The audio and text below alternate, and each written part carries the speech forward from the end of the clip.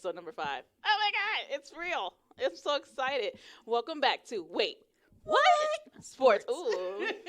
And surround sound. What in the heck was that? It's surround sound. I couldn't help myself. The what is the best part. It really, You one should try day, it, Eli. next show we do, you got to introduce us so you can do it. And you'll be like, oh my God, this is the best. Don't you do it. Don't you dare ring that bell at us. We got him a real bell, guys. So anyway, all right, official. I am one of your half of your dynamic duo of sports education, Gina. And over to my right, as always, is Amy. Hello, my dear. Hello, Gina. And, over on the boards, as always, is Dr. Eli. Robinson. Hello. Hi. Oh, we don't get no bell for that, huh? No. No, what was that? Well, because I always call him by his last name, Dr. Robinson. That's true. I guess I'm just too used to it. Okay, following Amy's footsteps, call me Dr. Robinson, while we're on the show. Not Dr. Eli. You know, the cool doctors just let you call them by their first name. Yeah, that's true. I mean, Dr. Dre. Dr. J. Listen. Oh, yeah, I get it. Okay. Okay, that wasn't exactly why I did it, but yay, justification. Full transparency. So anyway, episode 5, we're back to baseball today, and we are going to cover baseball positions because they really do deserve an episode all by themselves. They do a lot, and you don't think about how only 9 players do a lot. But before we really get started, I do want to make a Oh, yeah. housekeeping note. Our studio happens to be right next to a barbershop. And occasionally, the barbershop will get really, really loud. A little rowdy over there. Hopefully, everything you may hear in the background, It's PC. we hope. But hopefully, you're not hearing anything. We don't really know how it's all going to come through on the recording. Sure. I mean, we can hear them, but that's because apparently these walls are a lot thinner than I even thought they were. Actually, we have noise canceling mics. So. Ooh, so you guys might not have any idea what we're talking about, which is You may great. hear nothing, but if it gets loud enough, you may hear something. Just a heads up, so don't be shocked. It's not our own commentary. So, all right, so baseball positions. Let's start at the beginning. So we talked about the field of play.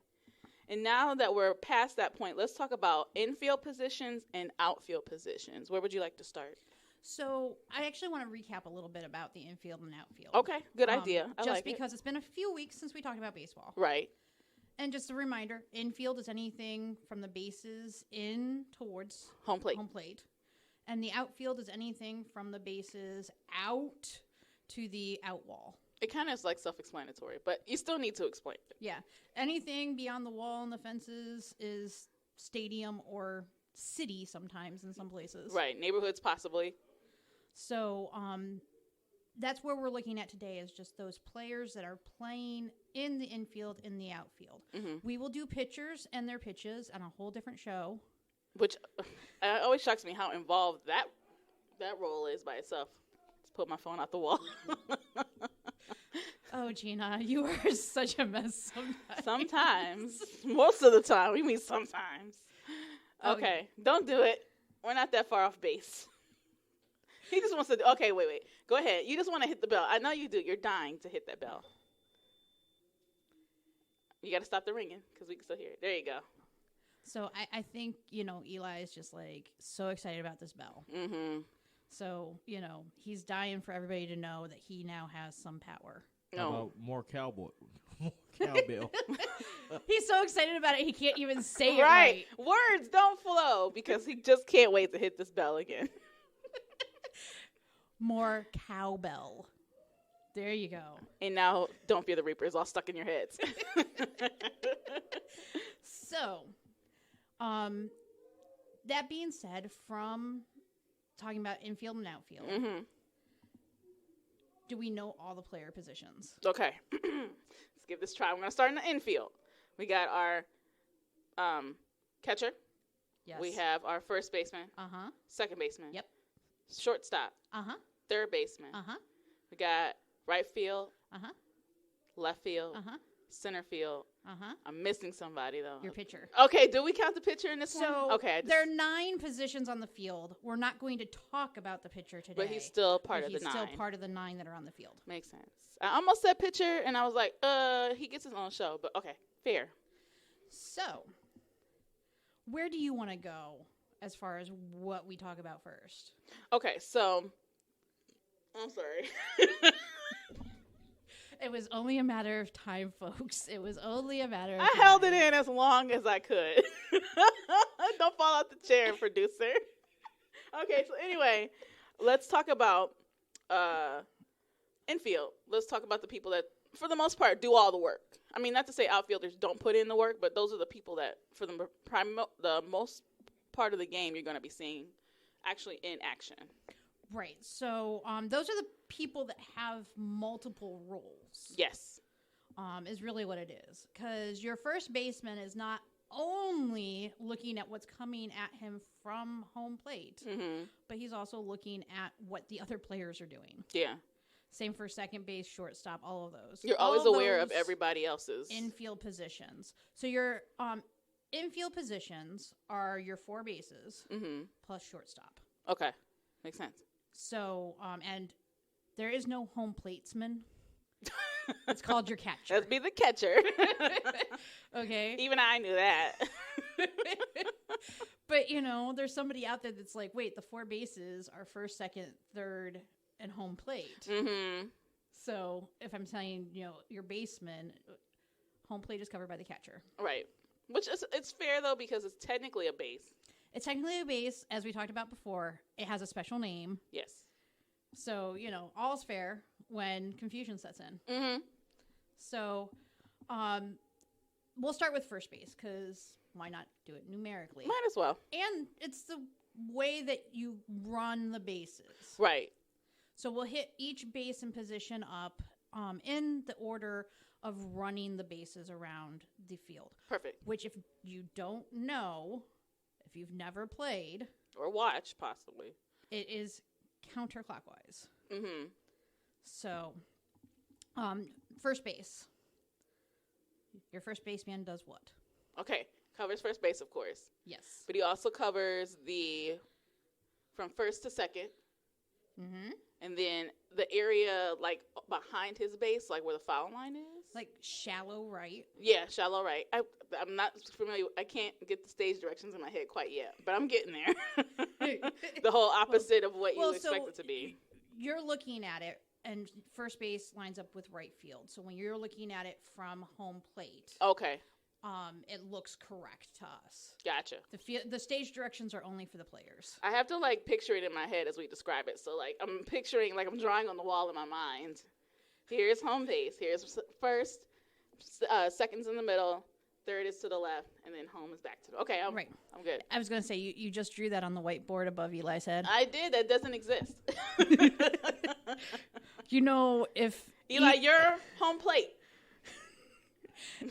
If there was a whiteboard over Eli's head, I'm pretty certain he would also have neon signs up there. Because sometimes I can just tell that he wants to say something. Oh my gosh, we need to get him a cut, like the little, how they give kids the little paddles that have the hand so they can raise their hand in class. or we just, he needs to start writing out cue cards. Yeah. But anyways. Back on topic. Okay, so that's the first base. So as well as covering that area in between first and second, they also cover up the line to home. True. That's true. So it's kind of like halfway between second and first, and halfway between home and first. Okay. Into shallow right field. And also, to some extent, the area between the pitcher's mound and first base. Well, that makes sense, because if somebody gets a pop fly. Right. So you're looking at anything that's like that area where a pitcher's not necessarily going to try to run out to catch something. If there's something flying at him, he might get it. If there's something rolling close enough for him to bend over and pick up, he might. If it's a high pressure situation at playoffs time, right, he may be more motivated to do something like that, depending on his age and knee and hip health and whatever else. But that's not an expectation, it sounds like. It's not necessarily an expectation. They're expected to cover a small area around the mound, but they're not expected to run like halfway to first base. Okay, that makes sense. Now, sometimes if something spectacular has happened and they need him to cover a base, right, a pitcher will run to a base to cover. But that's that whole, this doesn't happen very often. Then. Yeah, like the whole in-park home run business. Yes. Okay. Okay. So second base. All right. So second covers from second to third, and then they also cover I don't know how you want to describe it, like sort of that outfield part right behind second base. Mm-hmm. I don't know what you want to call that. So that would be shallow center. Shallow center. Okay, there we go. And then the area behind the pitcher's mound. Right. The area behind the pitcher's mound. That area halfway between first and second, and then halfway between second and third. So is it like the baseman kind of split that distance? Mm-hmm. Okay, makes So, sense. So that, whoever's closer to it. yeah, because then you won't leave a base completely naked without protection. Right. Shortstop is where it gets a little funny. Yeah, don't act. Okay, I gotta look at my cheat sheet for that one because shortstops are tricky. Do you want me to explain shortstop? Yeah, just go for it. I'm not even going to like put you guys through that. So if we remember, our shortstop position is actually between second and third base. They can be playing very shallow, which means that they're actually on the infield grass. Mm-hmm. They can be playing deep, which means that they could be almost halfway out to the wall. Does it just depend on the batter? Depends on the batter, depends on the shift, quote unquote, Okay. that they have on. And the term shift can mean a whole lot of different things in baseball. So that will be another thing that we'll talk about. Right. We won't Because bombard. I also know that once we start talking about it, Dr. Robinson is going to want to talk to us about Because the new you feel rules. some kind of way about it. Well, no, because in the contract there are new rules about Yeah. shifts in the new contract. They had a whole little moment on their show about that whole business. I'm certain. I had said something to somebody, at work, one of my former coworkers who had come in, and he was like, why did, he hadn't heard the news yet. And he's like, why would they include that? And I was like, I didn't watch last year, but I've heard it's because during the World Series last year, during the playoffs last year, there were some pretty wild shifts that were unusual. Right. Almost to the point of like, is this fair? Right. Or, they were just such an extreme shift that baseball was like, we got to limit how much of a shift you can do. Wow. But I gotta look that up because that sounds. For them to make a whole new rule about it means it must have been something like people were complaining or they just had to go. I don't know about that one. Yeah, I mean, like I said, I didn't watch, but that's just what I have heard. Yeah. So, We'll come back to that. we'll figure it out. And Yeah. we'll talk about different playing strategies on another show because there are strategies behind baseball. It's not just Well, they throw- have plays like Well, and it's not just pitcher throw ball, player hit ball, player run run. base. player slide. That's the most basic understanding of baseball. I just want to mention the positions in baseball. They're numbered as well. Yes. So they do actually, if you're Oh, if I don't you think I are knew that. doing box score, which is something well advanced of what yeah. we're expecting most of our listeners to Yeah. know. If you're somebody who's doing box scores and you're sitting in the stands and you're doing the scores, Yeah. there's literally numbers for each position so that you don't have to write out what the position is. So And yeah. you go, the play went from 1-3-2-9 or whatever. Right. So that you know who threw what to whom. Oh, that's what that Right, means. right. Yes. You ever hear Oh. of a 4-6-3 double play? A four. I'm sure I have. 4-6-3 double play. So 4 is the second baseman, 6 is the actual shortstop, and 3 is actually the first baseman. I think I just figured out the numbers in my head. So pitcher's 1, right? Catchers 2. Catchers too. 2, home base, first base is 3. When you said second was 4th, I was like, 4. oh, they go from pitcher. 4, 5 is third base, and then shortstop 6. Got it. Because it's not a base. Okay, Right. okay. I was wondering where he And kind of then fell it's, in there. then it's the outfield. Outfield. Then Field right people. fielder is 9. Then the center fielder is 8. and then left is 7. 7. So Okay. basically, it goes around the bases. So pitcher, catcher, and then around the bases back to shortstop, then out to left field, and then it goes left to right in the outfield. Okay, okay. I So- feel like I've heard those terms, but I never knew that they ran a 1-4-6. Like I didn't, well, however that works. I don't know how that works, but And at on the scoreboard, they'll score it on the scoreboard. Like, They'll pop it up on the Yeah, they'll pop it scoreboard. up Oh, on the okay. scoreboard. But and when you're there in the stadium, they usually have like something. I've seen back in the glory days of the Jake. I mean, it wasn't called the Jake at some point. We're not referring to it in present time. Okay, back in the glory days of the Jig, I went to several games. I was lucky enough to have family members who got tickets for free from work and stuff. Cool. And I went to several games. They would have actually a display up on the screen every so often with something that would be like a double play or whatever, where it actually kind of looked like pinball, and it would it would hit the numbers. The pinball would come so through you and can hit the follow along numbers on the players. Yeah. Oh, that's cool. I like that. So that was one way of like learning where the positions were and stuff. And baseball is really good about that. They really try to make it so that you can learn some of this while you're in the stadium. And you won't feel completely lost. But when you are watching from home, you don't quite get as much of it. I'm sure. And just so you know, like one of the basic shifts is that everybody on the infield pulls up and everybody in the center field or everybody in the outfield pulls up. I've heard so that. They're all pulled in close. So they'll wave them in. So when they wave them in, it usually means that you know this guy is a bunter. Mm-hmm. And it's a situation where he's likely to bunt. Okay.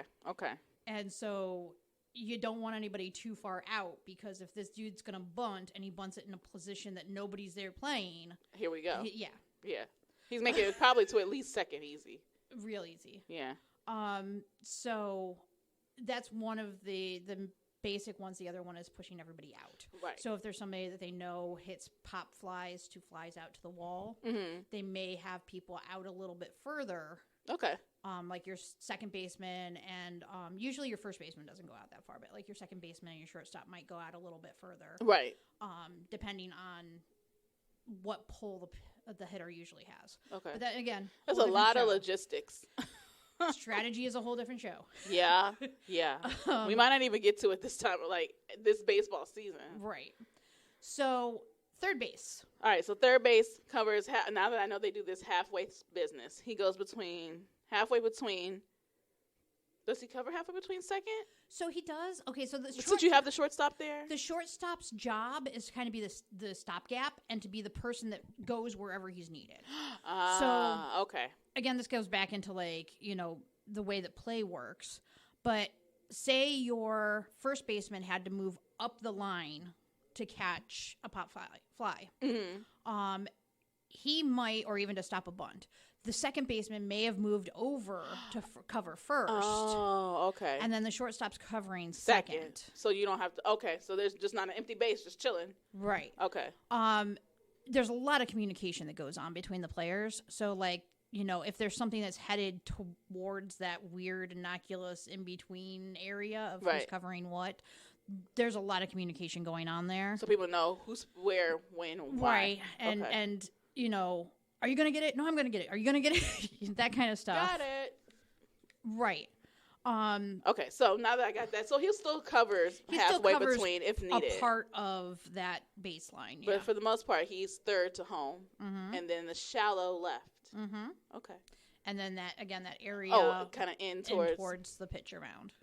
I always forget about that, which makes perfect sense that they would have to come in because the catcher can't always run out left or right. Right, and the catcher isn't necessarily going to be like running all the way past the pitcher's mound either. Exactly. So your catcher. So of course he covers everything around home. Mm-hmm. I'm assuming that area right in front of home plate. Yes. Towards the pitcher's mound. Okay. And then is it halfway between? Will he do halfway between first and third? If somebody's bunting, he will like try to run up the line and catch it so that they don't have to shift. Got it. But at the same time, if your catcher, for whatever reason, gets tripped up as he's coming out of his crouch. I was about to say, he wears a lot of gear, and I feel like that would not be an easy thing to do. Go ahead. I mean, another situation as far as, the catcher, the runner is actually on third, and, if it's like a wild pitch and it goes back to the backstop, the pitcher actually has to come up and play defense. Yeah. Oh, okay.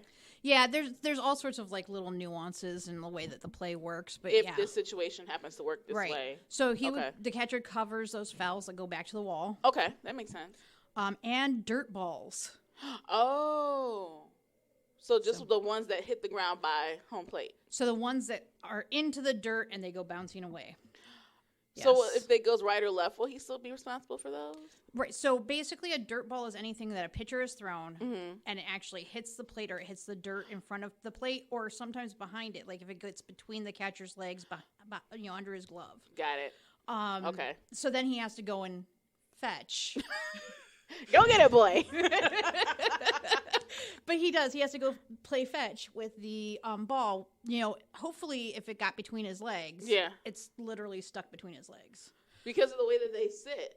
But sometimes it can get away. Yeah, like behind him. Oh, I mean, I've even seen them kick up and hit the umpire in delicate places.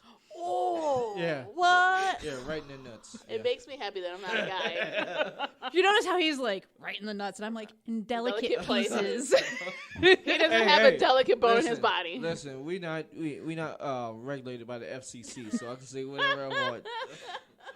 Well, I mean, I'm trying to have a sense of decorum because it is baseball. I mean, you want me to say the other word? The gnats or? Oh gosh, no! Delicate places will suffice. Thank you very much.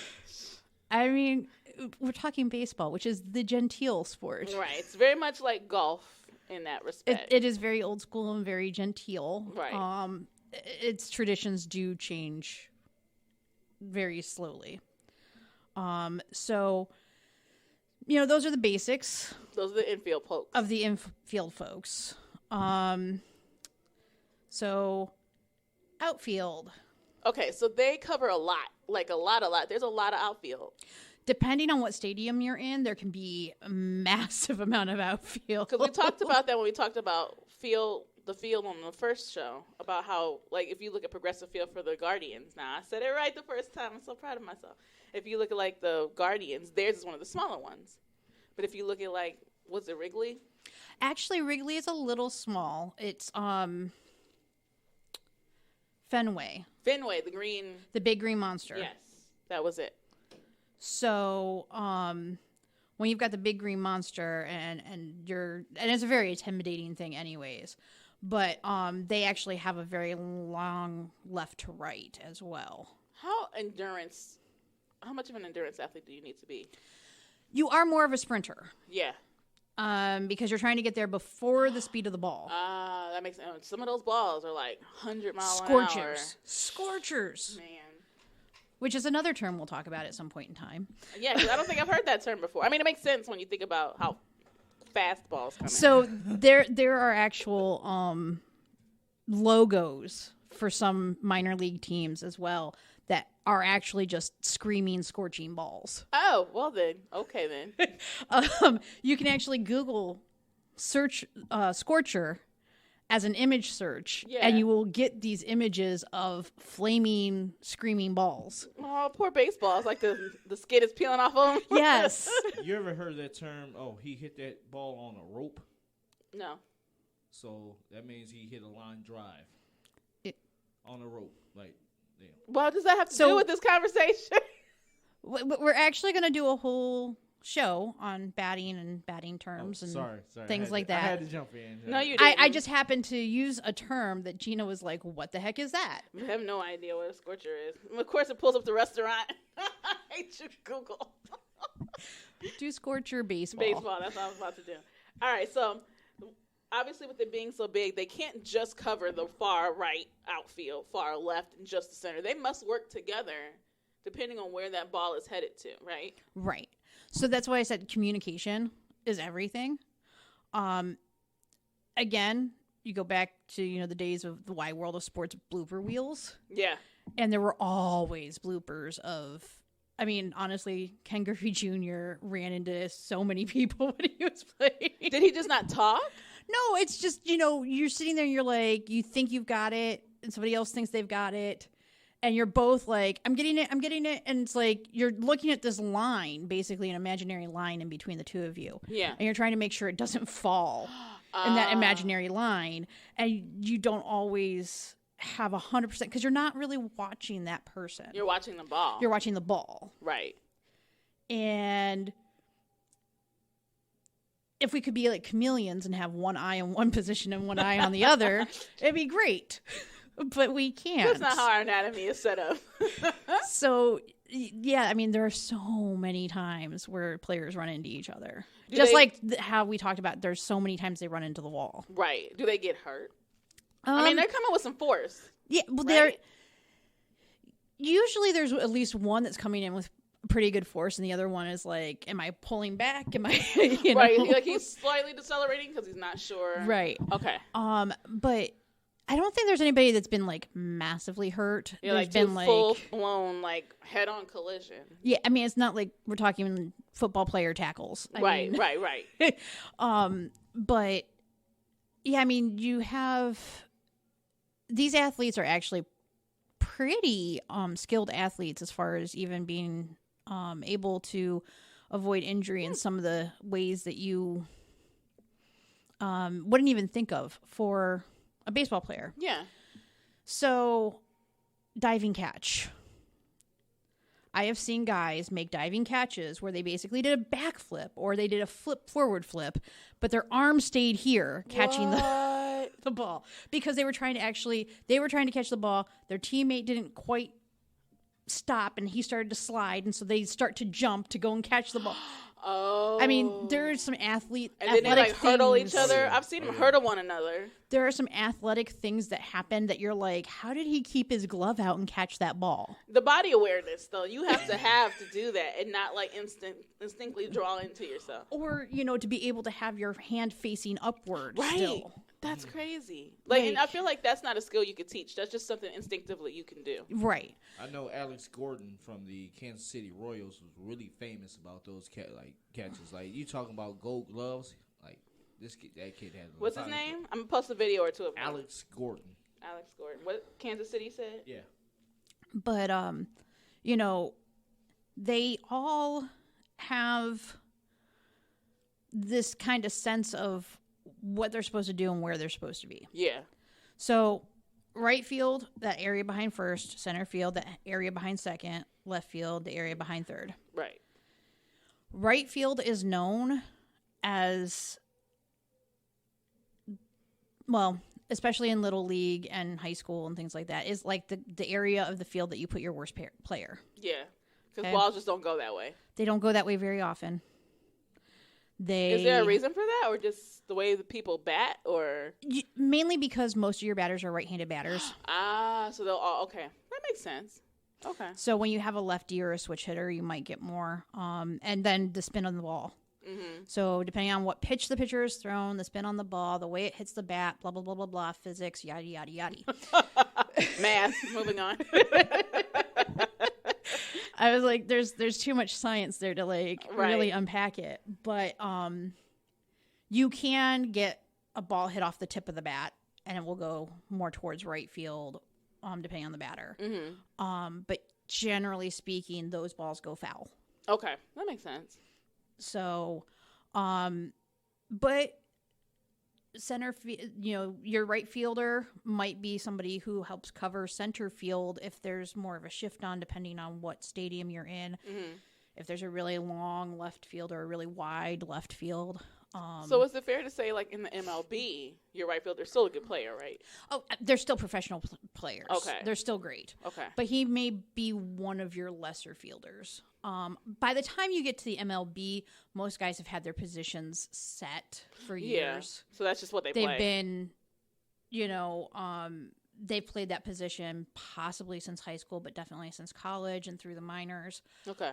Although you will get them, moved around occasionally. Here and there. Jim Thome didn't start as a first baseman, What was he when he first third started? baseman. Really? Yep. He went to the complete other side of the field. Yep, How different is that to play? extremely. Because there's Because everything is the opposite of where Right. you were. The field of play is all opposite of where you were. that has to be so weird. But he had been a first baseman in high school and college, and then he became a third baseman in the minor leagues, and so he was just going back and forth.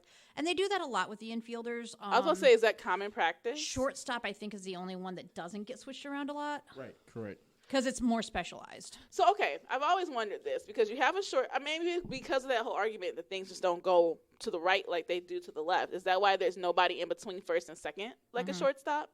Okay, makes perfect sense now. Because I always wonder, like, you still have a gap there, but if you primarily have right-handed batters, If you primarily have right-handed batters and right-handed pitchers, And again, on the pitching show, we'll get into left-handed pitchers and there's special names for them and everything else.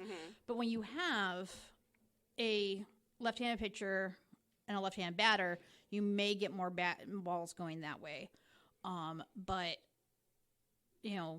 predominantly, just like the rest of the world, the rest of the nation, right-handedness is a more predominant trait, and or is a taught trait, because up until the mid-'80s, being left-handed was considered a handicap.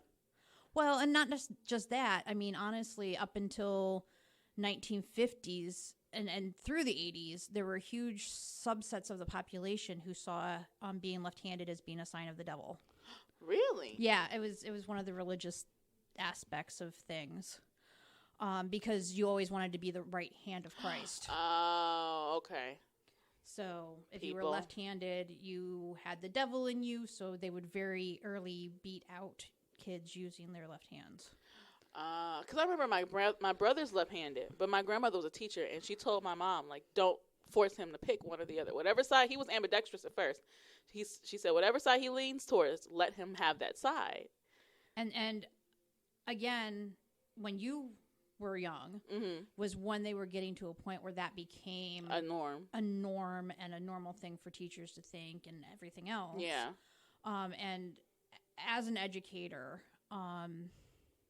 the educators were some of the first people to adopt that stance. Makes sense.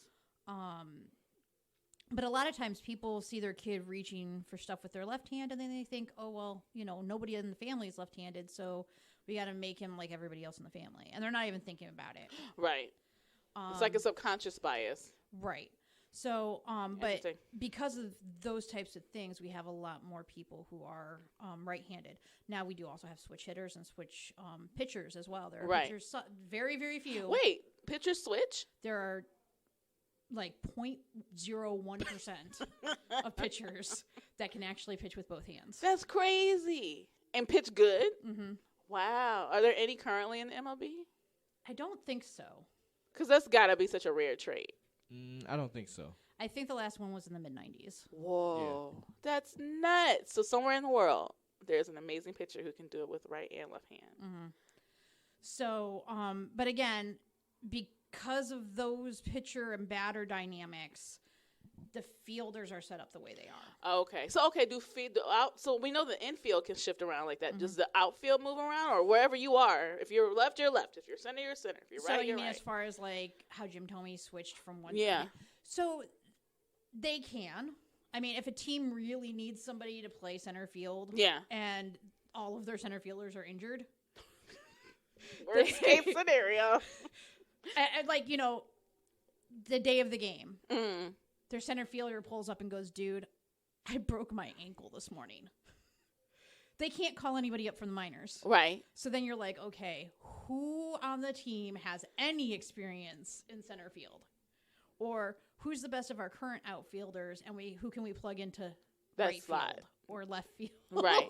I guess to take their place. It feels so weird to think like there's those desperation moments where we're just like, who's done this? Because we just need somebody. Like you expect that to happen in like high school or like, a little league team. It's not often. Yeah. But it is one of those things where, like, every so often something happens. Right. That's true. I mean, and then they can put a player on a DL and then bring up a minor league player from right. But if it happens like that day, you got to like work with your resources. You have to work with what you have on hand. Yeah. And that immediately after the game, or possibly just before the game, that player will go on, injured reserve. So you have time to get until you have, and you will pull somebody up from the minor leagues. Hopefully you've got somebody in one of the closer minor league clubs that can come in and whatever. Right. Luckily for our Guardians, our minor league teams aren't that far away. Yeah, they're like literally down the highway one way or the other. The furthest away is Columbus. Yeah. So, which is really not far away, considering that, there are some teams that have minor league affiliates that are 3 states over. That's crazy. You would think that they would all be in the same state. Well, I mean, ours used to not be. Really? Columbus was not our minor league affiliate. Oh. We used to be affiliated with Buffalo. Oh, that's a hike. Yep. So Buffalo was our affiliate. So if we needed somebody, they'd have to fly somebody in like Red Eye. Yeah, and I mean the Tampa Bay Rays minor league, well, AAA is the Durham Bulls. Where's that? which is Raleigh. Raleigh. Oh, okay. Yeah. That's Raleigh, still Durham. not as far though. I feel like. No, it's actually further. Is it? Yeah, Oh. because of how long the states Oh are. yeah, that's true. That Florida is a giant state. That's true. I didn't think about it, and I'm not quite sure the topography of where Tampa is in comparison. Is it like Tampa- towards the bottom? No, Tampa is Gulf Coast, just south of the Panhandle. Oh, okay. So you're not in that bend, but you're just below it. Yeah, you're just below that bend. Okay. Got it. But still, you've got all of Georgia to get through, and Georgia's a very long state. It is. And South Carolina. You're not driving. and North Carolina. So, I mean, you could, but it would take a whole day to get there. Gotcha. So All right, wait. Do you want to hit the bell because we're almost out of time, or you just want to hit the bell to hit the bell? he's waving us on. He's waving us to home. He's waving us Go, to home. go, run.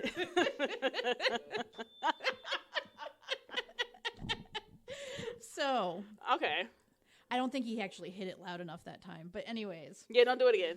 You lost your opportunity. You lost You your did. opportunity. So Do the outfield and the infield communicate?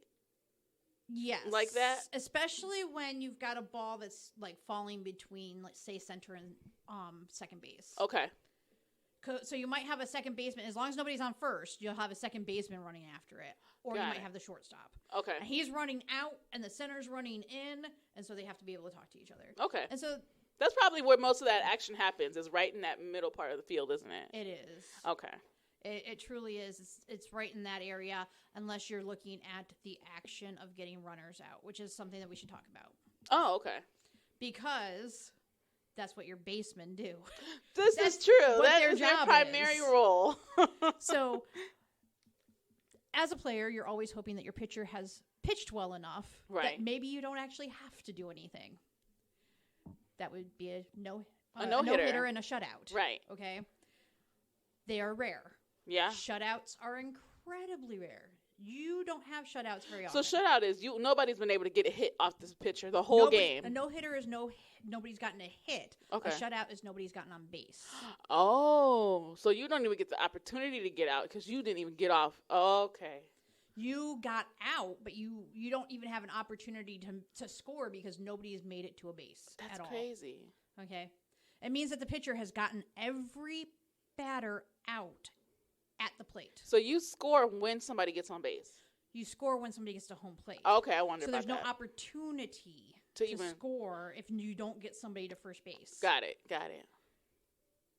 Getting to first base is the first major hurdle. Yeah, it's crazy to think like just getting to first base is that difficult. Okay. It makes that much of a difference. As the first baseman, your job is to try to keep that person from getting to first base and being safe. Right. So line drive, your right fielder or your left fielder catches it, right? Mm. They throw usually to second base or shortstop because it's a shorter throw. They can't really throw all the way to first. Right. And then it goes to first. Mm-hmm.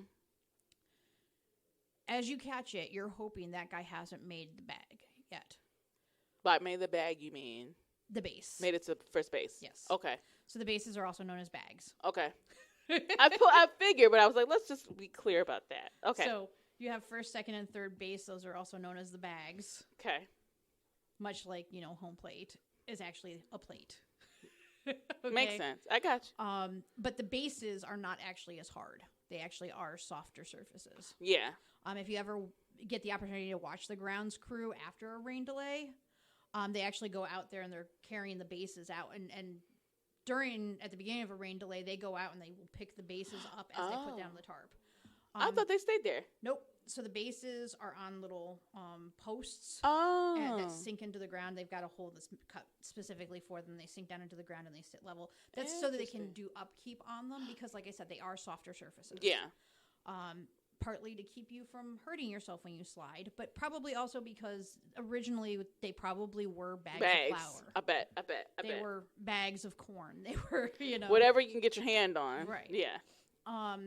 I mean, think about playing street ball and the things that you use to mark bases. Right. I mean, I don't know. We played out in a field and we were like, that tree is first base. That tree is second. You know? That rock is home. Like Right. And that shrub over there is third. Don't fall into the prickers. Ain't nobody helping you take them out.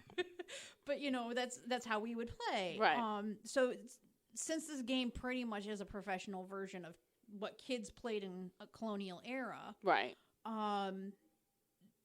we have some of the same terminology as they would have used at that point in time. That makes sense. Bags. Makes Okay. sense. So you're guarding the bag as a baseman. Mm. Proper form for a baseman is, in general, if they're not running after a ball, is to stand with 1 foot on the bag And 1 foot in the dirt. and 1 foot in the dirt, and they're reaching out or they're reaching up to catch whatever. Okay, so Okay. you're always primed and ready to go. You're ready wherever you've watched that action go away from you. Right. You're watching where that action ended and waiting for it to come back to you. Gotcha. Because you never want to have your foot off the bag when if you make the catch and your foot's off the bag, It then won't that matter. person's safe. Yeah. I've seen that. Or when they've gotten pulled off the bag by a throw, that is actually part of the terms. They got pulled off the bag. Because they have So- to go get it. If a throw goes wide or short, Mm-hmm. yes, the player has to go further out to get it, and Okay. then they're beyond the bag, and they're no longer touching it. Okay. And then they have to double back, and hopefully they get there in time. That's a lot. And the action's so fast. Like, even though it seems like, because it's 90 feet between bases, right? Even though that seems like a long distance, like, that play happens like the whole time. So if you think about it, 90 feet is 30 yards. Yeah. Think about a football field. How little time it takes for a True. running back who's not being touched, Right. okay? To run To 50 run. yards. Yeah. I mean, think about, like, you know, Josh Cribbs and his returns. Mm-hmm. And when he would not get touched at all. That's crazy. Yeah, they cover a lot of distance And, really like, fast. how fast they can be. Yeah. And football players carry a lot more weighted pads than a baseball player does. Now, I know, technically, they have different body types. True. I mean, nobody's looking at Jim Thome and thinking, wow, that guy can run. Okay. That's true. I mean, even when he was young, he was never necessarily, like, runner Felt- shape. Right. Okay. But he was really good at what he did. Mm-hmm. And that's the thing about baseball is that most of the guys, you're like, these guys don't. It's almost as deceptive as the old version of the golfers. Where Yeah. You're like, these guys don't look like they can do anything. And it's so funny because I never thought about it that way. But yeah, that's true. You always assume they have like a beer gut. Although I gotta say, like, half of it is just because the way the uniforms are cut. Yeah, because they're so baggy. Although they're more fitted now. They're more fitted now than they used to be. I mean, if you watch the throwback games, Mm. you know, you'll see. It's like watching old basketball games where their shorts were like booty shorts. It feels like. Hey And man, we're just so short. I liked the Nair era of basketball. What? That deserved a bell. Well, I mean, in my head, all I could when you talked about the short no. shorts was all I could hear was "We like short shorts." Pause. But anyways, Oh, no, I'm crying. Okay. Anyways, Back on topic. so your first baseman is trying to stay near the first base. If he gets pulled off for some reason, the second baseman comes over and covers. So that's when you start getting shifts. That's when you get unofficial shifts. Okay. Yes. Out of necessity at that point. Right. So there are two types of shifts. There's the in-play shifts that happen just because this is how the game is going. Right. Then there are strategic shifts, which is when the managers, again, doing their funny Macarena dance on the side, are telling players where to go. Right. It's so fun to watch them do it too. Yeah.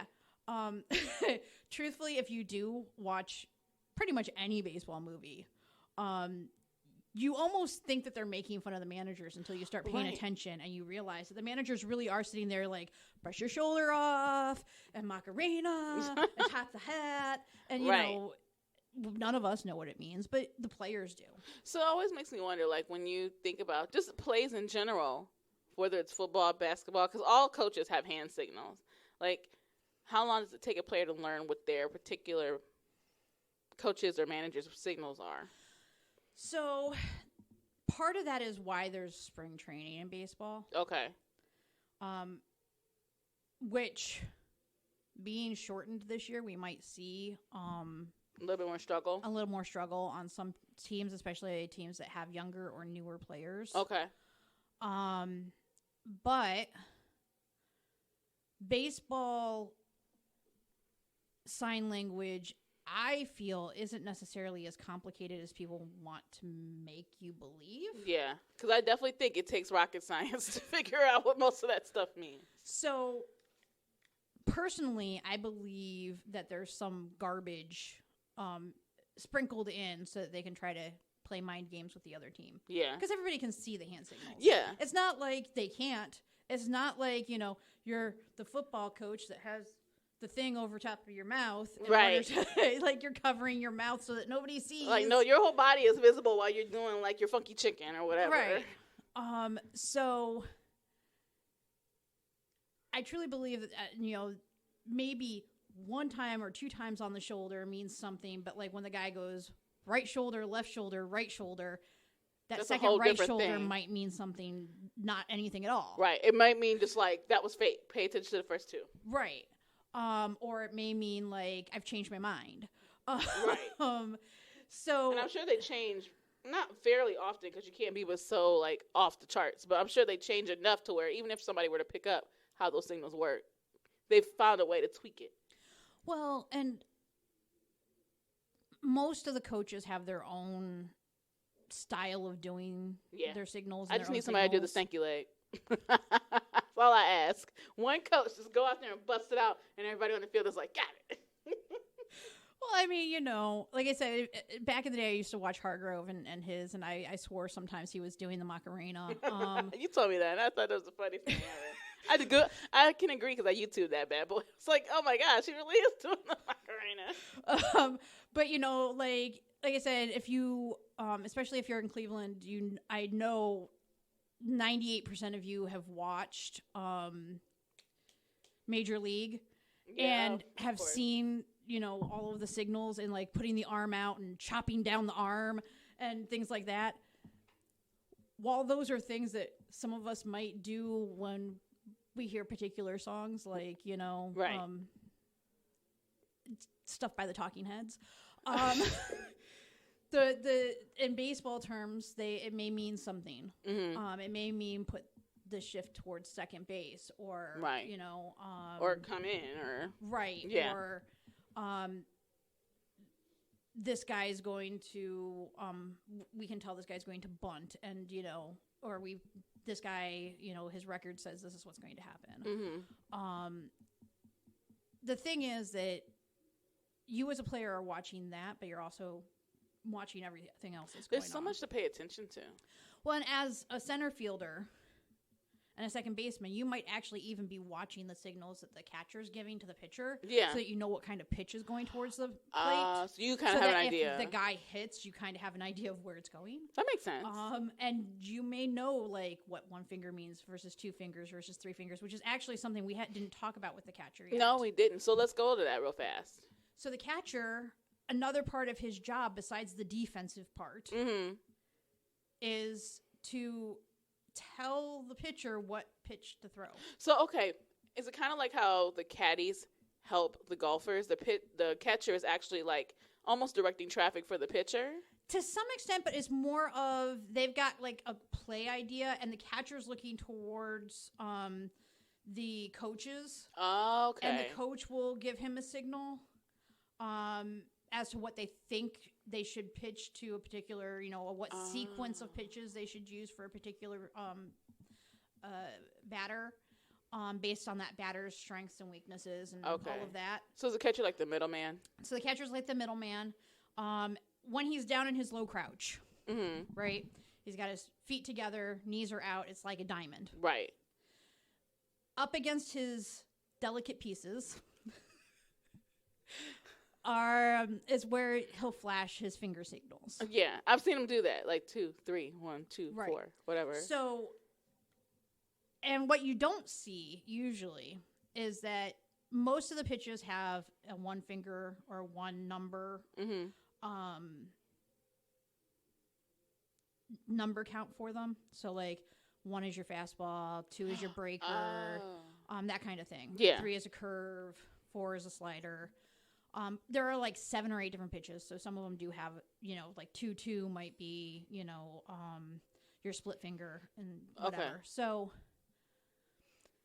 when the catcher is flashing those signals, you might see him do 1, and then if he doesn't do another number right afterwards, like within seconds, Right. it means what you're not seeing because the camera is trained on the catcher is that the pitcher has shaken him off. Oh, like I don't want to do that one. I don't feel like throwing that pitch. Okay. Or I don't think I have that pitch today. So if you've got somebody who's known to be a fastball pitcher, but he's slightly injured, he might not have his full speed, and he might know that to that batter, in order to do a fastball, he has to have his full speed. Got it. Okay. And so, you know, he may be like, no, I don't want to do that pitch. And so then they'll give him a different number. Sometimes they'll try like over and over again to give him the same number. Right. And be like, but we think you should do this one, this But- one, this one, this one. But really, he can't hit this pitch. And pitcher's like, no. That's But just no, not he me can't today. hit it. Right. Like I get what you're saying, but I'm telling you that's not going to happen. Right. So, but once a pitcher and a catcher agree on the pitch, you'll see the pitcher nod. Okay. Be like, okay, I'm down for this one. Right. I've got this one. And then he starts to get set. Got it. We won't go too far into it because, again, pitchers. But the catcher then gets ready to catch that pitch. Okay. Part of the catcher's job is also to frame up the pitch. What's that mean? So I've heard that term, but I don't know what it means. there's a batting box. Uh-huh. Okay, so the box, the hitting box, or the where the pitcher has to actually throw the pitch to, otherwise it's a ball. Right. In order to get that strike box, that's what it's called. I couldn't remember. I was like, it's not the batting box. The batting box is where the batter stands. But the strike box. Okay, so it's between the knees and the chest of the player. And so usually the batters actually, there's a lot of batters who've worked on batting almost in a squat position so that It's strike shortened. box is shortened. Ah. And it's from edge to edge of the plate. Okay. So it's very small. It's very small. If a pitch is just on the edge of the strike box, Okay.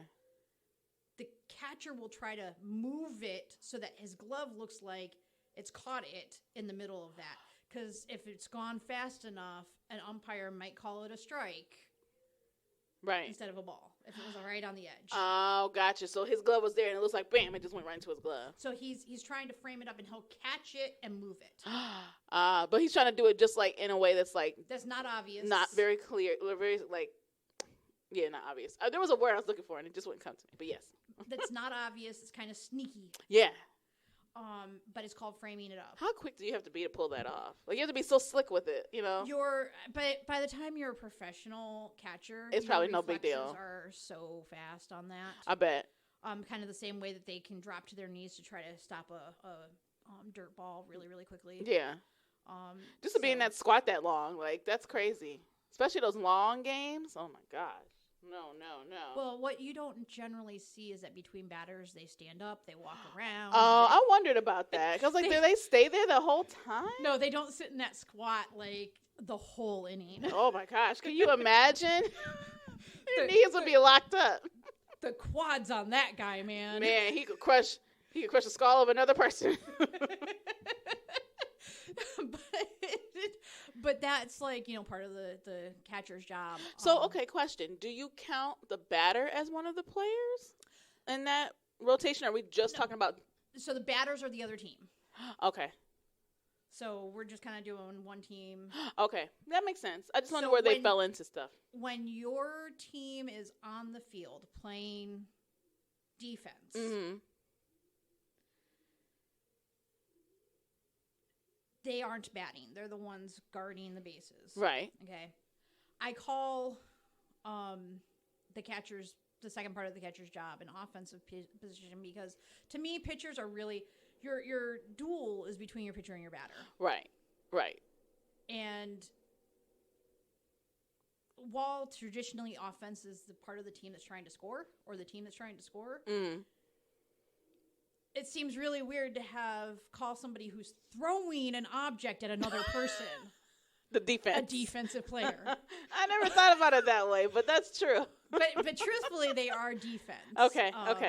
But in the traditional thought of what defense is, a catcher's position is guarding the bag. Okay. But his other job is to do other things. Thank you, Eli. 5 minutes ago. Yes. Says our 5-minute rundown. Right. So, we've got, that part from the catcher. Most of the basemen, like I said, and the outfielders, their job is to throw the ball to the other players in order to get somebody out. Right. There's a lot more I could go into because there was like this really awesome college play a few weeks ago that I was telling you about where like a dude stole home. I was just like, does that ever happen for real? 4 bases.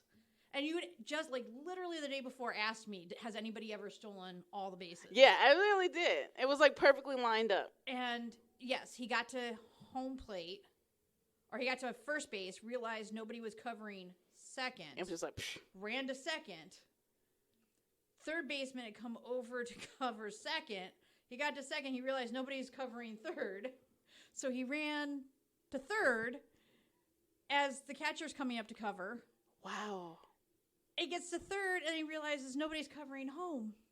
So he runs and he steals home. So happens so rarely. So, okay, I know we're going to get to that on another show, but would that be considered an error when you have all those open spots like that? Usually the errors are more active errors. Okay, like something in motion. Like somebody dropped the ball. Got it. Just not being quite in position isn't necessarily considered an error. Okay. Especially at like a college or a high school level. Just a gap in coverage. Yeah, you're just like, ooh, what did you do? Right. But how did you shift that pad? Even in the era of the big base stealers, Ken Griffey Jr., Omar Vizquel, and Kenny Lofton, you didn't really see anybody like hit all of them. Right. Like somebody stealing third was extremely rare. That's crazy. Yeah. That's crazy. Talk about the perfect storm. It was. So we are glad you guys joined us today for player positions. Yeah, we covered a lot. A lot more to it, we know.